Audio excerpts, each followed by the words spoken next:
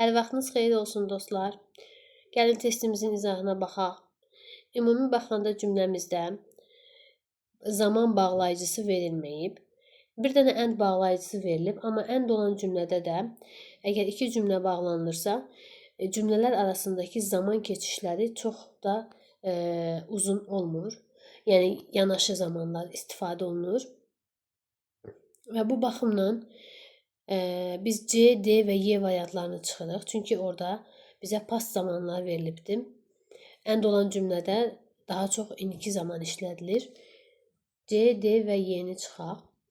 Sonra A və B arasında qalanda B variantda ikinci tərəf üçün will have paved verilib. Bu bizim future perfect zamanımızdır. Və B variantının birinci hissəsində isə becomes, yəni indiki sadə zaman verilib və zaman arasında məsafə çoxdur. B-ni də çıxdıqda bizə A variantı qalır və həmçinin cümlədə ümumi bir fikir, hal-hazırda olan bir vəziyyət haqqında fikir söylənilib. Social media increasingly competitive.